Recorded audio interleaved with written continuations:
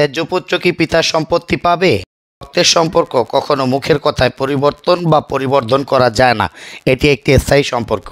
অনেক সময় দেখা যায় কোনো তার বাবা মা তার সন্তানকে ত্যায্য হিসাবে ঘোষণা করে এবং হলফনামা করে লিখে দেন যে তার মৃত্যুর পর সেই সন্তান তার সম্পত্তিতে কোনো অংশীদার হবেন না।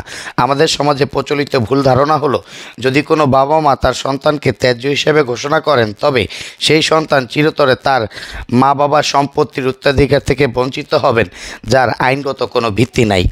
ত্যায্য পুত্র ঘোষণার মাধ্যমে পিতা সন্তানকে গৃহ থেকে বিতাড়িত করতে পারেন, কিন্তু মুসলিম উত্তরাধিকার আইনে ত্যায্য পুত্র বলে কোনো বিষয় নেই।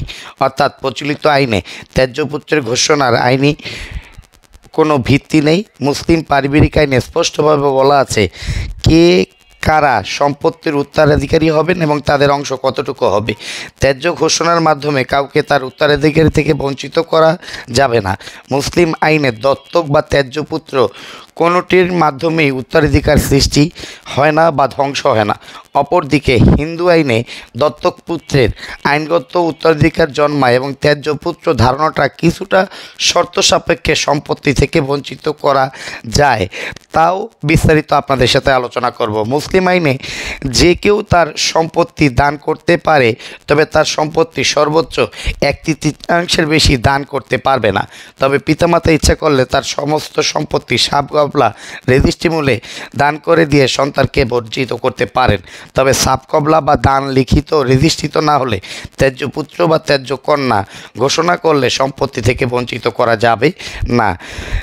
যে কোনো দলিল সম্পাদন কিংবা হলফনামার মাধ্যমে ত্যায্য করার ঘোষণা আইনের চোখে অচল এবং আদালতের মাধ্যমে ইহা বলবতের সুযোগ নাই।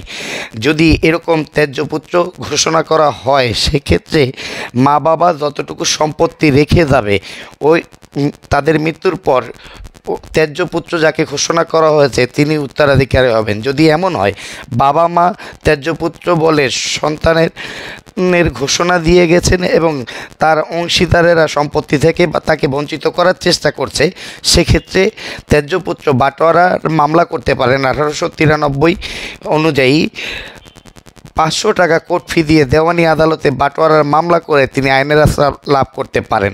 চাইলে দেওয়ানি আদালতে বাবা মায়ের দলিলটি বাতিল চেয়েও তিনি মামলা দায়ের করতে পারেন।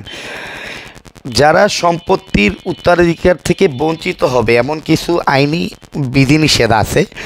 মুসলিম আইনে সন্তানের উত্তরাধিকার স্পষ্টভাবে উল্লেখ করা আছে, তাকে কোনোভাবে বঞ্চিত করা যাবে না। কিন্তু নরহত্যাজনিত অপরাধে, অর্থাৎ কোনো ব্যক্তি ইচ্ছাকৃতভাবে যদি তার বাবাকে হত্যা করে, সেই ব্যক্তি তার মা বাবার সম্পত্তির উত্তরাধিকার থেকে বঞ্চিত হবেন।